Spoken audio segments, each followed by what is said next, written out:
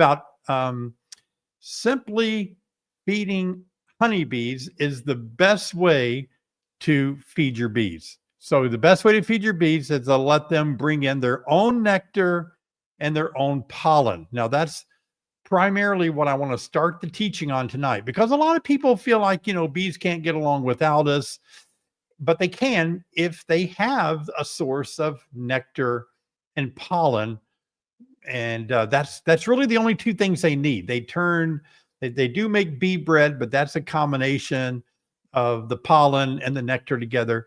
But they really do bring in just nectar and pollen. Yes, they bring in other vitamins and minerals that they find, but a lot of that is already in their pollen. So before we focus on other things that we give bees, saving our bees, let's get back to the basics and simplify this whole thing about feeding our bees. What's best for our bees, please remember this, what's best for them is what nature provides, okay? Let's get that nailed down as a foundation.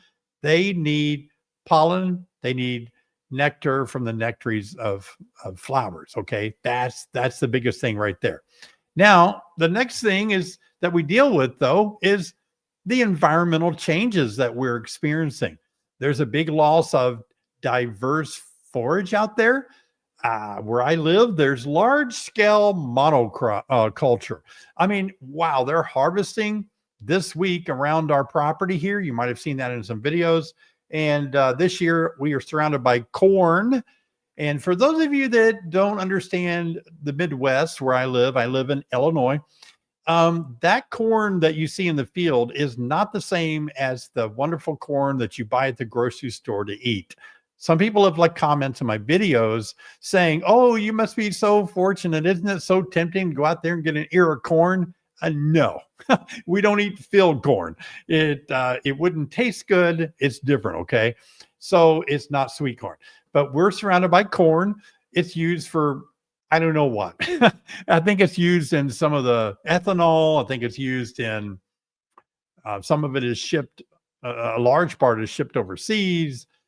I've forgotten all the uses for it, but it's different than sweet corn.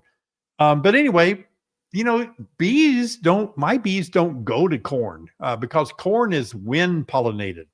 And so the bees really don't go out there and grab that pollen at all. So it doesn't do me much good. And so if anything, it reduces the amount of diverse foraging that my bees could be enjoying if I was surrounded by thousands of acres of wild flowers and clover and all fruit trees and all the perfect things that I would want my bees to be surrounded by. Maybe one day they'll do that for me.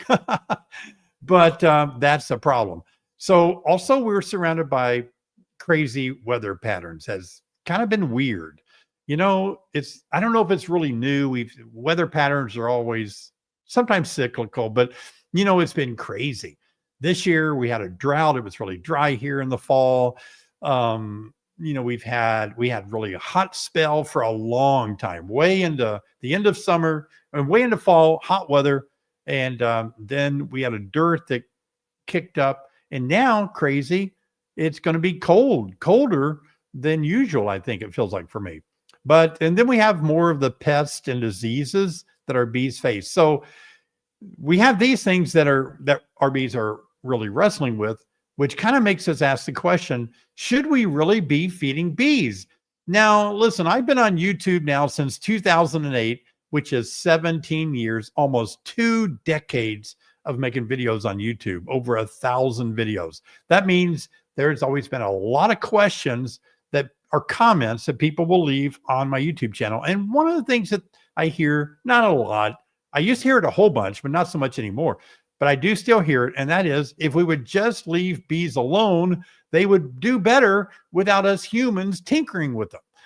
And I think that's probably true if we lived in a perfect world. We don't live in a perfect world anymore. And because of the things that I just mentioned, the environmental changes, the way farming is done today, it's reducing the amount of food that bees need. So bees are facing a longer nectar dearth now than I think they used to.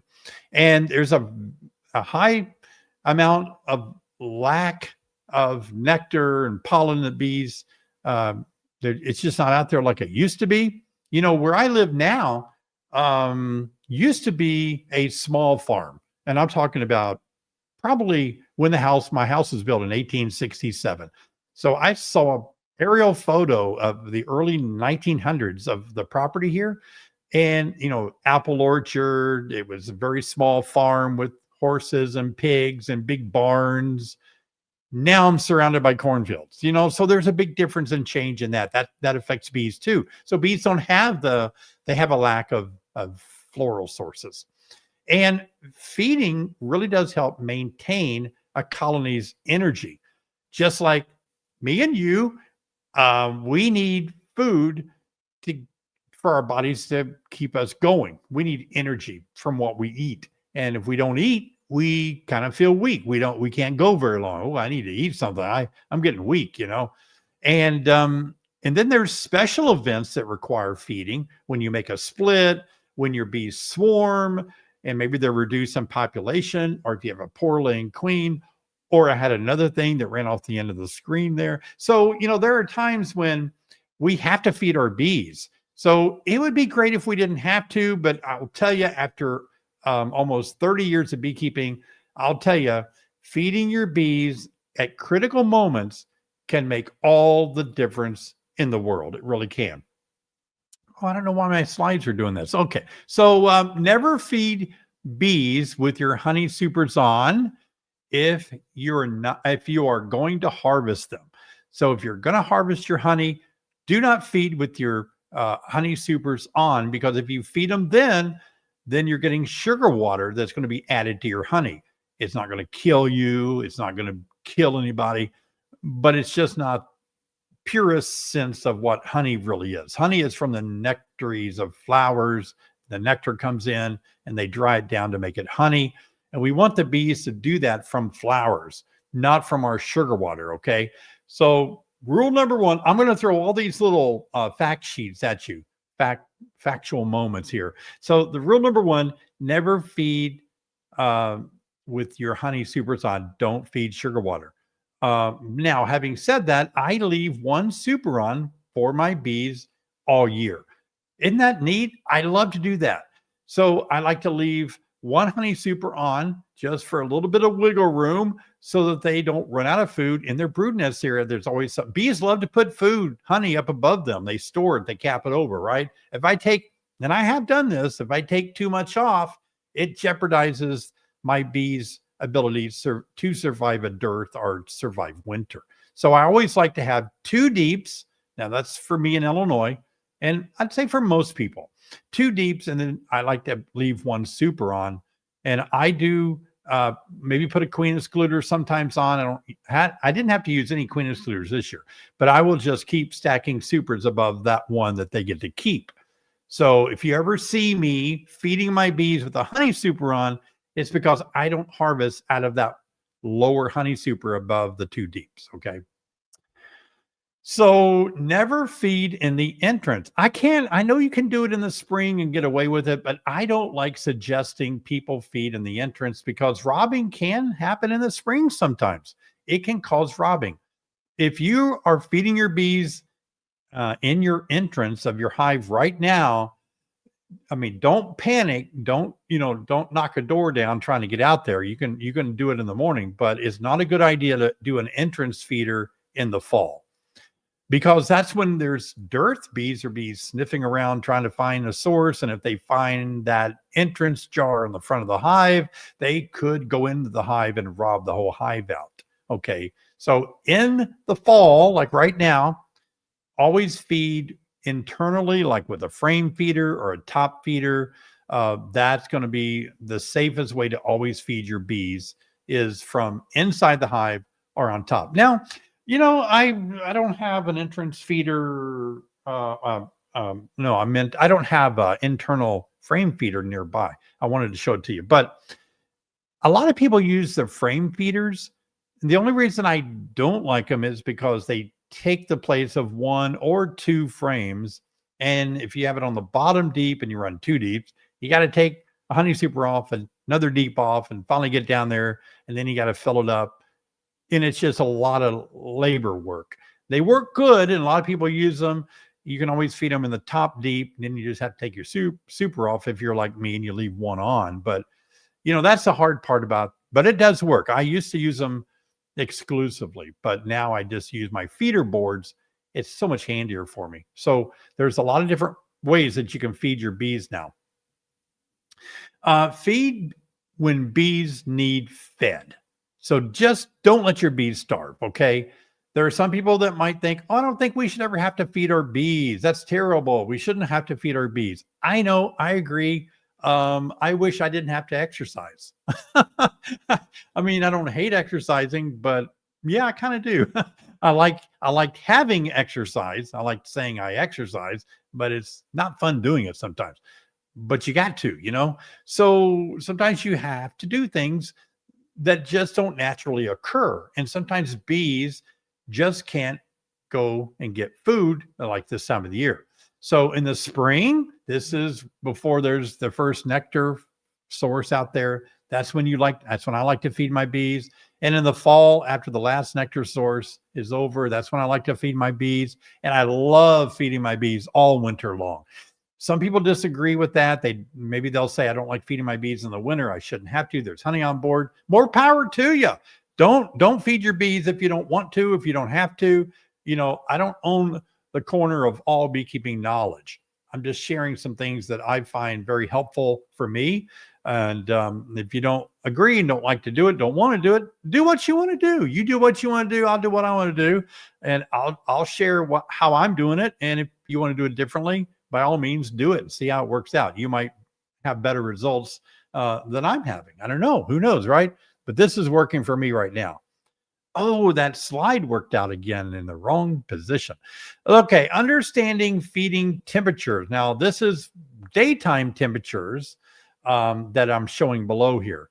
So a lot of you ask questions, and that's why I wanted to make this live stream so that you could understand and keep this as a way of helping you remember these temperatures, okay? I feed my bees liquid feed spring or fall before there's a nectar flow. I like to feed them liquid. And what I need the temperature to be is above 50 degrees Fahrenheit or 10 degrees Celsius. It needs to be above that for a daytime temperature. The reason is when bees cluster, they don't eat very much, okay? And the sugar can get cold, so on. So when it's warm, bees can fly, and when they're eating and consuming liquid, it can go through them a little faster, and they can defecate a little bit more too. So I don't like to feed my bees liquid if they can't go out and defecate. Bees have Malpighian tubules to get rid of their waste, and so that's important that we appreciate that and observe that. So when it does go below 50 degrees Fahrenheit for a daytime temperature, I think candy boards like our winter bee kinds or a fondant. Some of you use fondants. I think that works really a good deal. Candy boards and fondant. I wrote that wrong. It should be if the temperature is below 50 degrees Fahrenheit or 10 degrees Celsius. So if the temperature is in that cluster temperature, 50 degrees is when bees typically cluster. So if it's 50 degrees Fahrenheit or below, then that's the best time to get something above where the candy is touching, or the top of the cluster has access to that candy. Now, I was going to tell you an example. I want to tell you an example from my hive. So I was out there a couple of days ago. Some of you probably watch my videos, right? And I was making videos about changing my feeder jars. I'm feeding 1-to-1 sugar water with my additives.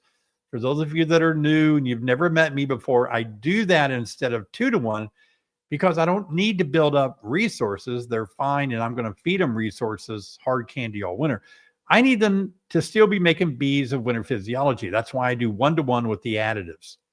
And so I'm feeding my bees 1-to-1. However, the temperature has really been weird. And it got down to freezing last night. And tonight it's going to be freezing again. And so here's the deal. The hives over here that are in the sun, when I changed the jars, the bees were at the top eating the jars or consuming the sugar in the jars.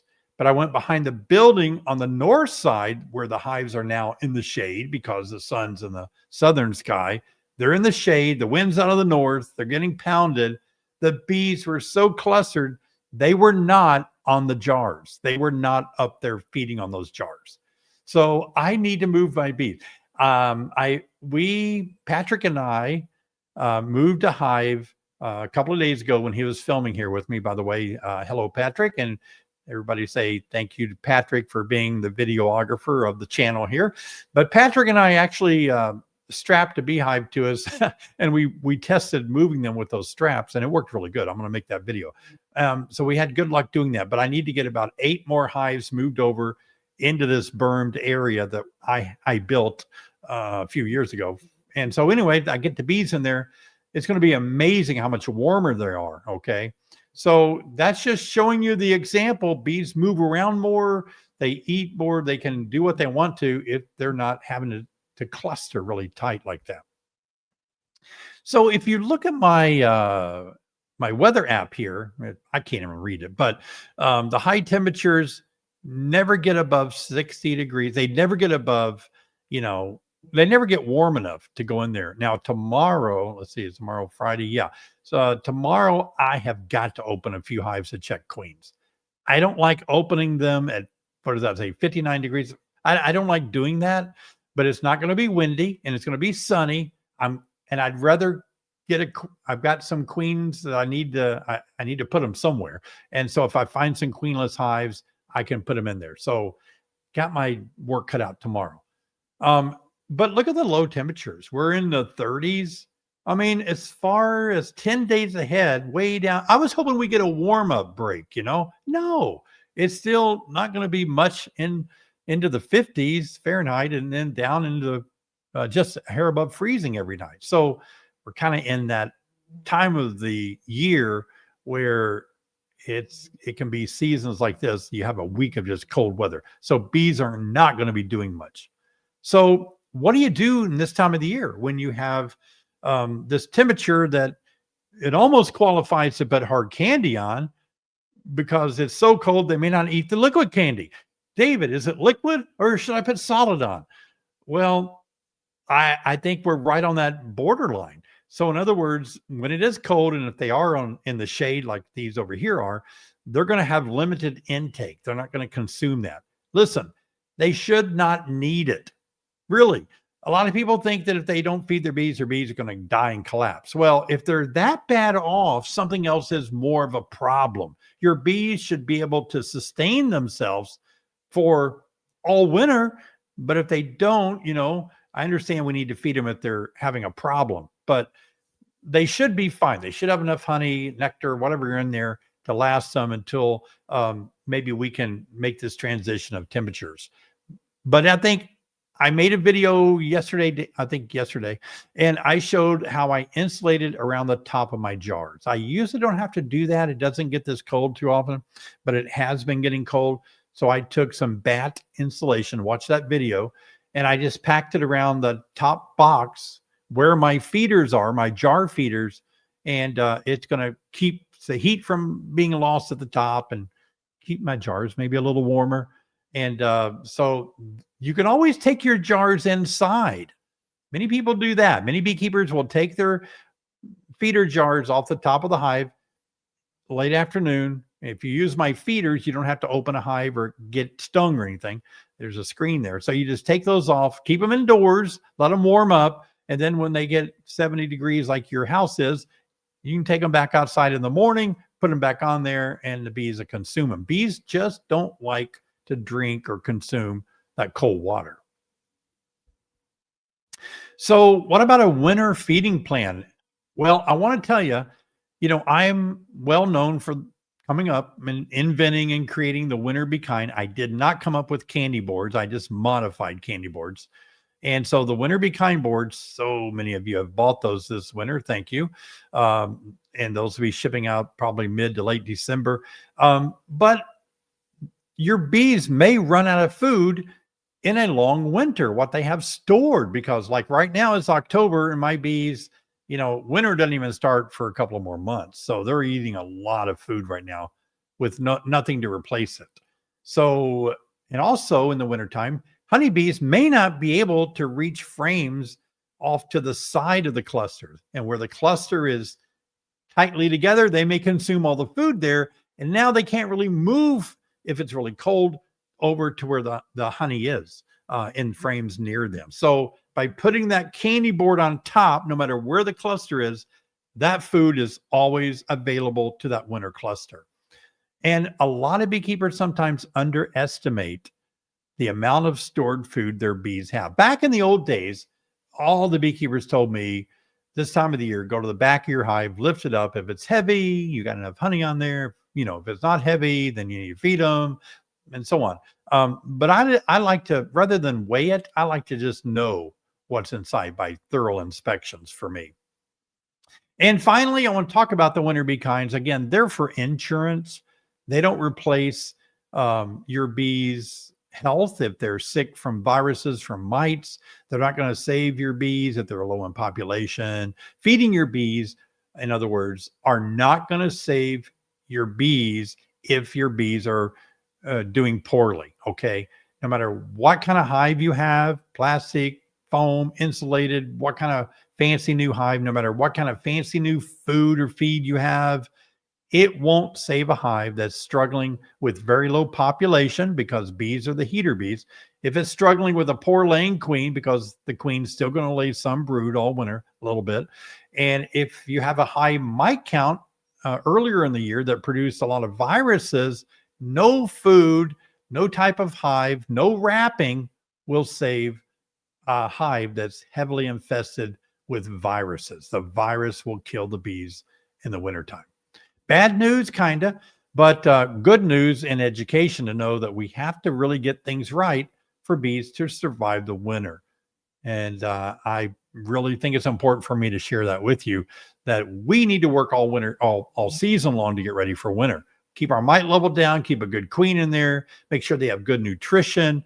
That's going to be the key thing for us all going into the winter together and have really good success in overwintering our hive by making sure they have what they need to really be strong all winter long. So there you go. I hope that answers a lot of your questions. A lot of you throw a lot of different scenarios at me. Like, what if I have 2 frames of honey, 1 frame of this, and I have 3 boxes, 2 boxes, 1 box? What if I take this box off and put that frame in there? That's a lot of scenarios that are really easily known to basic beekeeping, I think. It's just understanding that the bees need sufficient food. Here in Illinois, they need about 70 pounds of food on board to make it through the winter. We have 5 months of winter, by the way. So it's not a short winter at all. Some of you live in southern states where your winter is much warmer. Your winter is shorter. It doesn't seem to be as extreme. Some of you live further north than me, where your winter is a lot longer than mine, a lot more snowier and all that. But yeah, it's rough here on the plains. We can have on the prairie, we can have a lot of bad winds and weather pounding our bees. And that's why this year I've decided to wrap all of my hives. I picked up 5 more sheets of foam board, going to be cutting them tomorrow and putting them around my hives. And I have a whole video about if you should wrap your hives, the benefits of it, that I made last week. So be sure and watch that video. All right. Woo, good teaching tonight. Awesome. Got a giveaway coming up. Thank you guys for being here. We have a big crowd tonight. The room is packed. Thank you. Appreciate it. And good to see so many of you here. So many familiar people that are here in the comments. So thanks for being here tonight. And just want to encourage you. I just want to encourage you to do what you always do. You're always so great to keep our chat rated PG. A lot of children, young children are watching. Thank you for bringing the kiddos along with us tonight, and your whole family can enjoy the live stream, learn more about bees. A lot of you tell me that, so appreciate it. And I know everyone else will do what they can to help everyone here have a good time in the chat. So I want to thank you for that. All right, let's see if we can get into some questions and answers.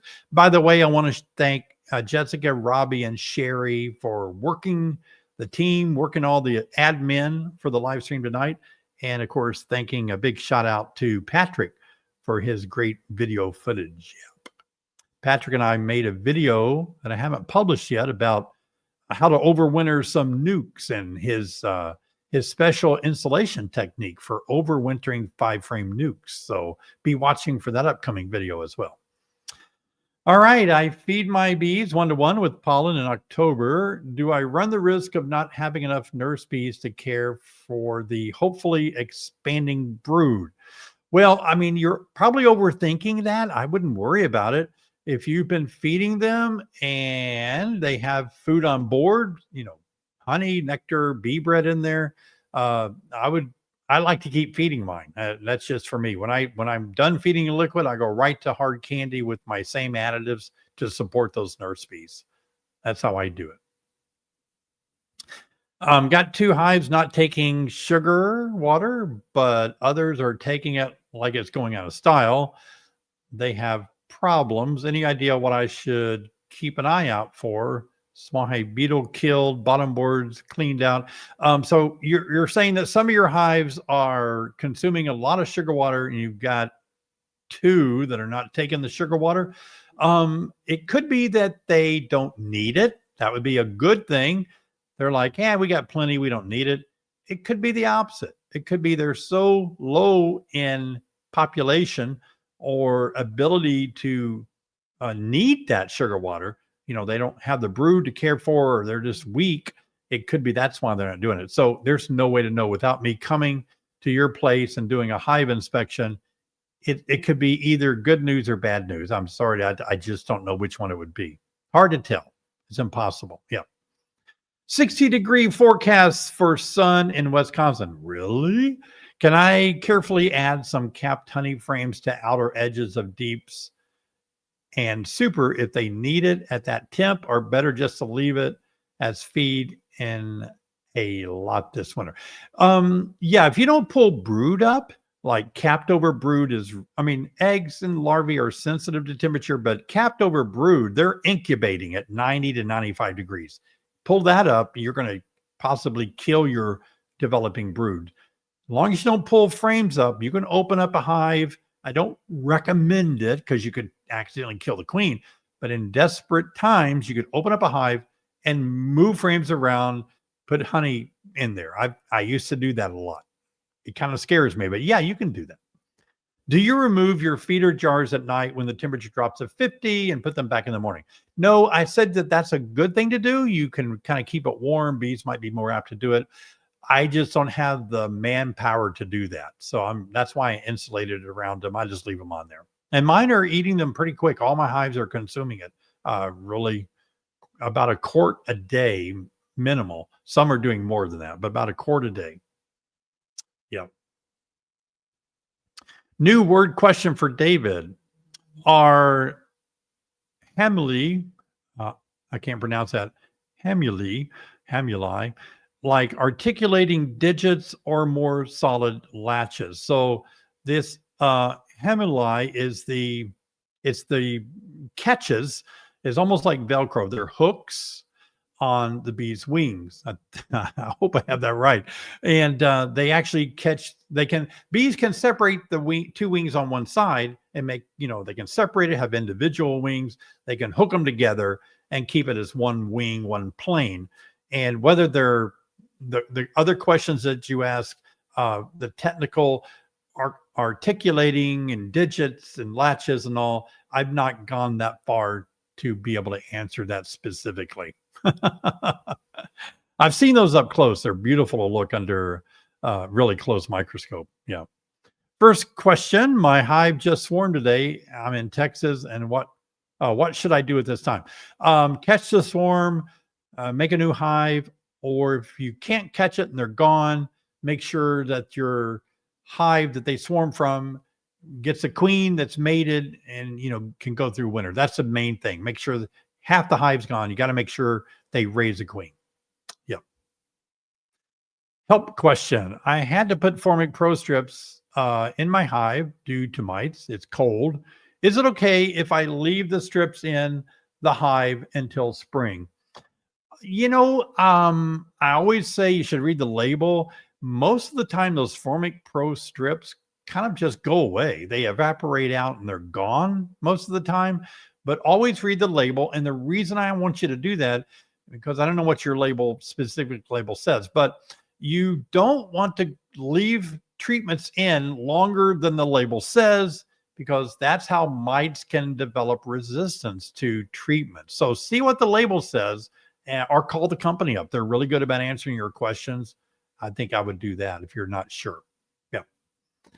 Hi, David. I live in New Hampshire. For winter, if we have to choose sunshine or wind protection. Oh, I see. Hives are currently only getting 3 hours of sunlight in the morning, but are very well protected from the wind. It'd be nice to have both. I try to have wind protection and sunshine. If I have to choose between the two, I'm going to go wind protection. I think that would be wiser, because a wind chill can really remove a lot of heat blasting against the hive. But that's just my personal opinion. That's what seems better. Give me a choice. I want to get out of the wind, even if I have to stand in the shade. Yeah. All right. Any way to discern queen slowdown in cooler days versus queen lessness? 4 hives in Southeast Massachusetts getting cold 2 weeks ago, all queen right with some brood, but now almost all broodless. No, there's no way to know. I wish there was an easy way to know. Obviously, the queen's are going to slow down as it gets colder. And fingers crossed. That's why I say I like to requeen I don't like to go into the winter with a queen that's older than about 2 years old. If she's 3 years old, I worry about her running out of stored sperm in the fall or the winter. And that's why, if you feel like you've got a pretty new queen in there and she was doing a good job, you just have to cross your fingers and hope that it's the cold weather. Yeah. Instead of using a robber screen when I top feed, oh, okay. Is it effective just to use an entrance reducer with a small 1/2-inch entrance? Not to prevent robbing. Robbers will still go in that little entrance at the bottom, so be careful about that. It will be sufficient to keep mice out probably, but robbing isn't going to be happening for me now because it's too cold for bees to fly. Thank you, David. Hello, Cheryl. I always learn so much by watching your live streams. You, Sherry, and team are wonderful. Well, thank you. Thank you for your kind donations. I want to thank all of you for donating to the live stream. It does take a little bit of money to make the mission happen, as it does with any mission. So I appreciate that. We do use your donations to pour back into the live stream through giveaways and special speakers. So you're investing in yourself, sort of, when you invest in the live stream, making the live stream a better place to be. So thank you so much. Appreciate it. All right. Hello there, Courtney. I have 3 hives. All 3 had all stages a week ago. And yesterday when I fed and checked, I didn't see any queens and only 1 with a few eggs. I don't think combining will help at this point. I'm going to tell you, that's really, Patrick and I talked about that a little bit on a video that we made. Like, we both want to do another OA treatment on our hives. We don't want to kill our queens. Usually OA doesn't have that effect on queens, but you hate to introduce too many things to take a perfectly strong hive and now something all at once goes wrong in the fall, because what you're experiencing is really tough to kind of negotiate a fix. Like, I can't really fix much now at these cold temperatures. I tried to put a queen in a hive that's queenless. What was it? Yesterday, day before, and it was only 52 degrees. I had to do it because I knew they were queenless. Will that queen emerge? Will she come out? Will she be able to take over? Will she start laying? I don't know. It's iffy. Hey, thank you, Wayne, for your donation. Your super sticker tonight. Yeah. It is tough time to combine, that's for sure. David Burns is Tropolelap mites are here. What do you think about this new pest of a mite? Are they really here in the U.S.? We might have missed them coming in the United States. Oh, I see. Very good question. I I said, and I've been studying them obviously for about a year now, very carefully, listening to all the science. I've been following the science overseas where they are, listening to our own scientists that are over there working them. Most of us feel they're going to follow the same path. I shouldn't say most. Many of us feel they're going to follow the same spread and path as the Varroa destructor did, the Varroa mite. They seem to be on that same path. Yeah, it's a high risk that they can easily make it into America. Oh my gosh, absolutely. We live in a very small world now. Ships, cargo ships coming in. We suspect that's probably how the Varroa destructor came in.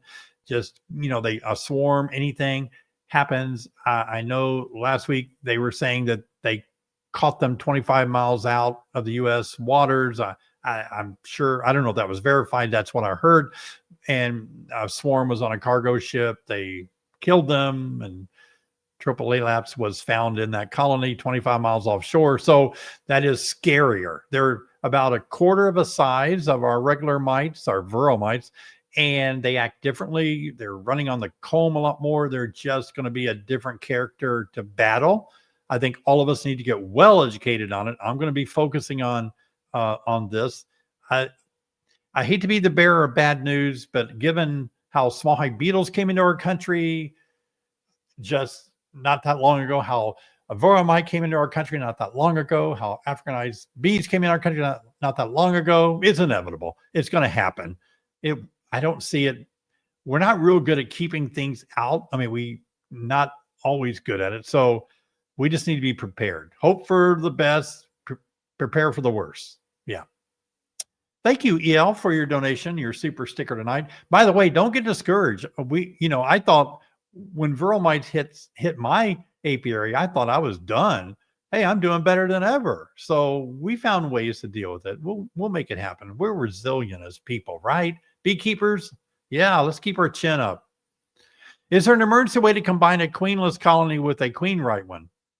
I just discovered the problem. The weather is turning cold, and we are moving the hives north to Kansas in a week. Help. Why couldn't you just combine them? You don't have to lift any frames out, right? They're not foraging. I would combine them. That's what I would do. Combine your queenless hive on top of your queen right hive with newspaper. I mean, what else? That's got to work. It's better than nothing. That's what I think. Hey, Nancy. Do you recommend an infrared camera to monitor clusters over winter? Yeah, I've made a lot of videos about that. I have one. Sorry, I don't have all the details on me right now, but I have one that connects to my iPhone, and it connects to Androids too. Oh my gosh, I love it. It's so easy. It's much less expensive than, a real big one, a handheld or something. And I just plug it into my iPhone. It is insanely accurate. And I just walk around my beehives and I can see where they're clustered. If you're just going to have to look at my videos on, type in David Burns beekeeping infrared camera, something like that. Maybe that'd be a good way to get you started down that way. I heard that feeding 1-to-1 can cause dysentery in the fall.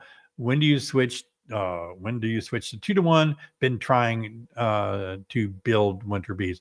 I've never had, dysentery is basically diarrhea for bees. And I've never had any dysentery by feeding bees in the fall whatsoever, or the spring for that matter. Now, spring can fool you because bees don't really fly that far out in the wintertime to poop. And when they do, they poop on your hive. It looks like dysentery, but it's a very common thing in the wintertime.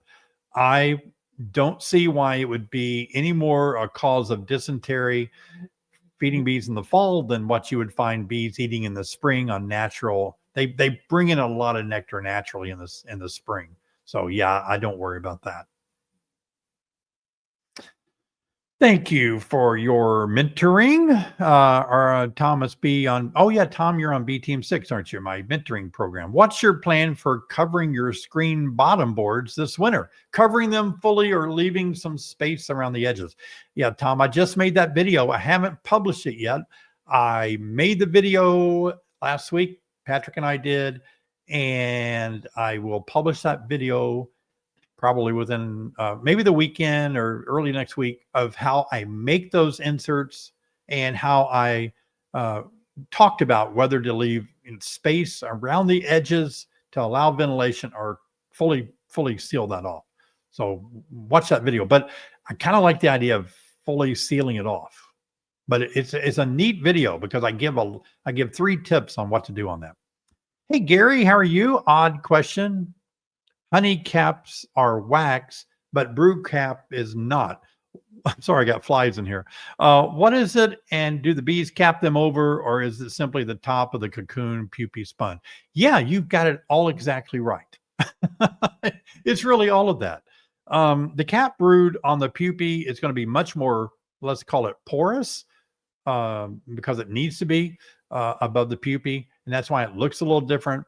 Although if you really, scale down with a high-powered microscope, you could probably see that the caps on the wax might be also tiny bit porous, but not really. Wax is capped over, made of wax, and I agree that cocoon, the top of that sealed cell is going to be more of cocoon and wax, but you see it more fibers than you do on that wax. Good question, though. It is definitely different for sure. Got to watch my time for the giveaway coming up. A couple more questions and we'll do our giveaway. That'd be fun. Brian, how do you get rid of sugar water honey in your supers for spring? Oh, will they also turn candy boards into honey? Sure. They take it and they use it however they need it. And they can store it. Mine will build wax where they need wax in the wintertime. Isn't that crazy? You wouldn't think that. I just don't leave any honey supers on there where I don't want them to put sugar water. You know what I mean? If they're going to store it somewhere, it's going to be in their brood area or the super I gave them. So I don't leave any harvestable supers on there. Let's do one more question, then we'll do a giveaway. Hello, living in Florida. Wintertime high is 60. Really? 60-degree high for the wintertime? Oh my gosh. Wow, we're low. Our temperatures are lower than that in the summertime at night. We get down to 50 degrees at night in the summertime here. 60 degrees for high temperatures. Lows gets into the 30s in the wintertime. Okay. Can I get away with liquid feed all winter? You're right on the borderline. You're going to have to test that out, I think. I'm leaning toward, not really. Hard candy fondant seems to be a little bit better. They'll eat it more longer, right? Because if it warms up to 60, it's only going to be 50 to 60 degrees only a little bit of time.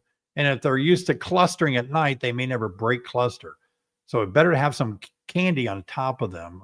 But try both. All right, let's have a giveaway. I've got something special. Oh, you guys are going to love this.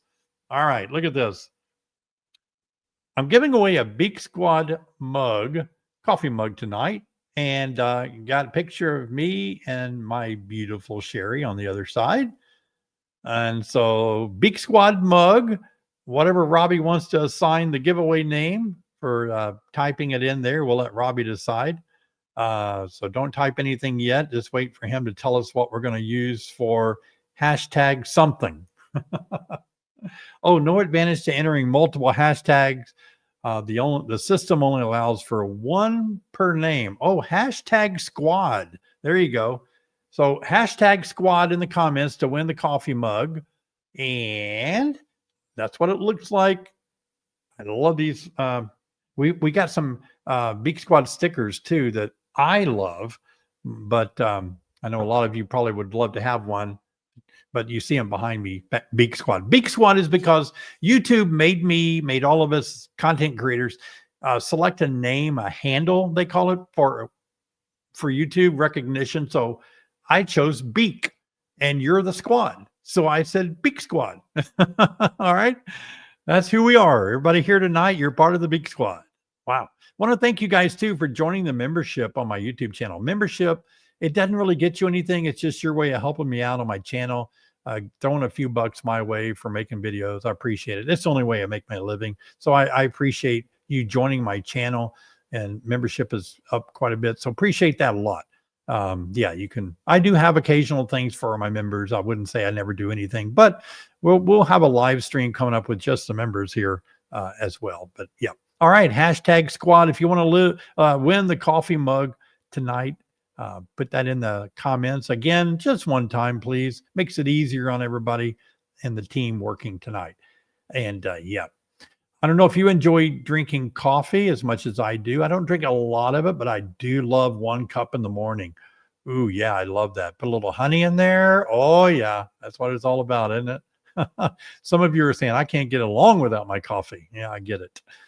All right, let's see. We got a lot of people going for the mug. There you go. I've been known to autograph that. If you want me to do that, let us know if you win it. All right, Robbie, let's see who might win the mug tonight. Thanks for being here, everybody. I love you guys. Appreciate you being a part of the channel so much. Yep. There you go. I believe it's Tim Fisher, 5179. Congratulations, Tim. Be sure and email us within 24 hours. beaksquadwinner@gmail.com is the email. Please email us as soon as you can so that we can get your information and send that to you, and you'll enjoy it here shortly. So thanks for trying, and rest of you, I think you can buy these on our website as well if you didn't get a chance to win one. We have a lot of merchandise that you could try to win. Some of you remember Bobblehead David. Old timers that have been with me for a long time. Here's the original Bobblehead David. Sherry bought me this years and years ago just for fun, and I've featured Bobblehead David on a lot of my videos. He's been out there in hives with me, and I've got Sherry bought me a new one back there in the back. See him back there with the sunglasses next to the big mite. So Bobblehead David is kind of fun to have on the live stream. And some of you have drawn pictures of me and AI pictures on the wall back there. Somebody told me to straighten up Cowboy, and I straightened it up where it's more straight. Thank you. So you guys contribute a lot of good information to my channel. I do want to thank you. I've been on YouTube for 17 years making beekeeping videos, and I listen to you. Some of you occasionally hurt my feelings with your honesty. Not really, but you know, and a lot of you, most of you are very encouraging, and you appreciate what I'm doing to make videos to help beekeepers. So I'm glad to be here on YouTube to help you guys. So let's get into some more questions. All right, we got time for a few more questions. There's a banner going by where you can shop for merchandise if that's what you want to do. Are you concerned about small fibers of fiberglass insulation falling through the screen and the beeswax when insulating the sugar water? Actually, this product that I'm using does not have formaldehyde in it, and it says it has.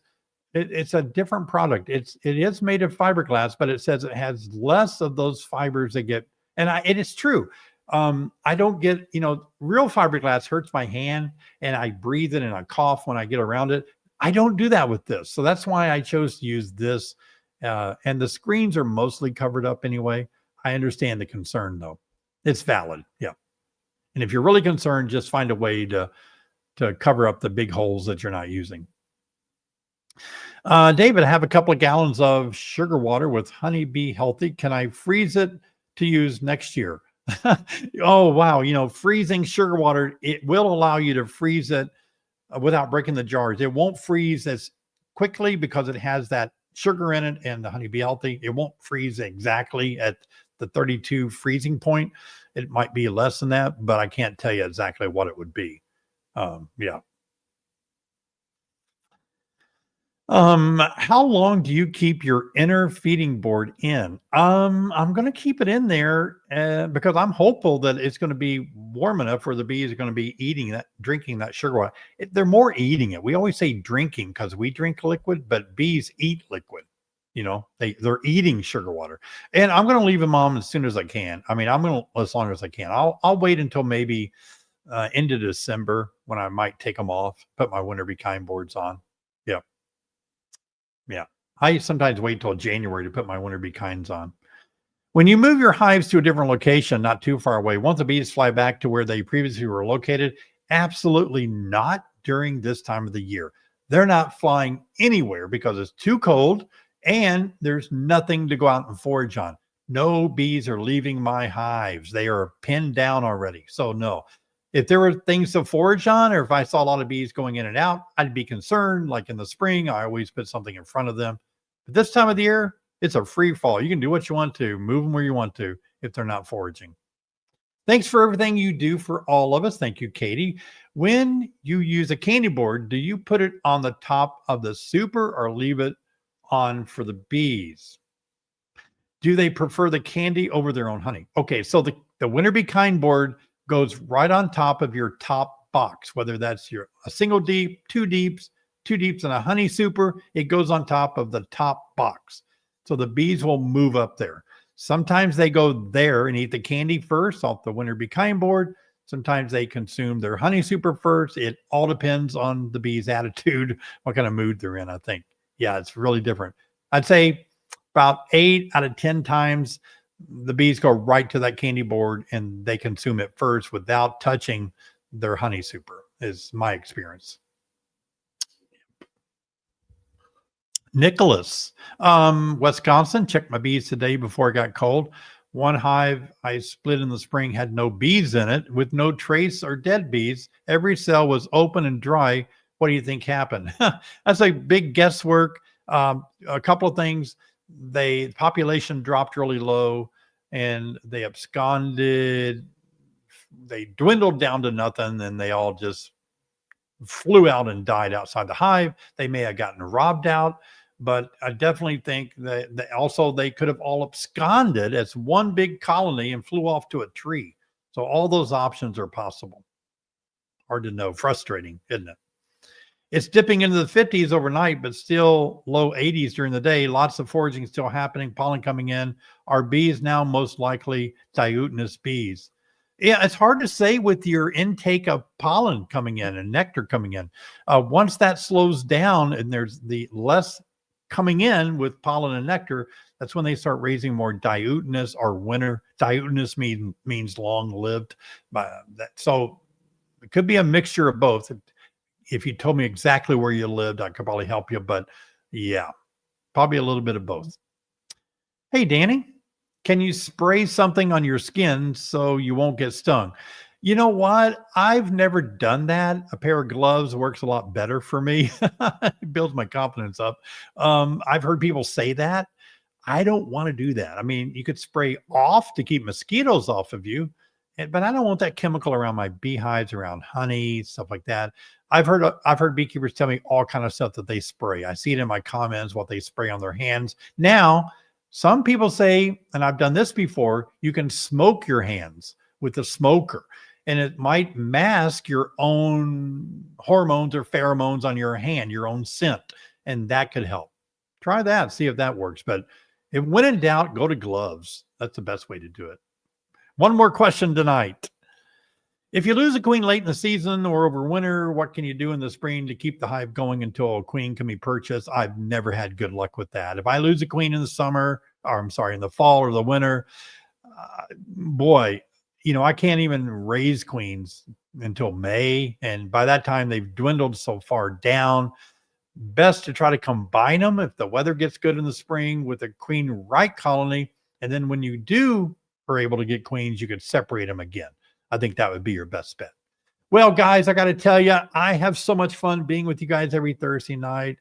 And I want to thank Sherry and Jessica and Robbie.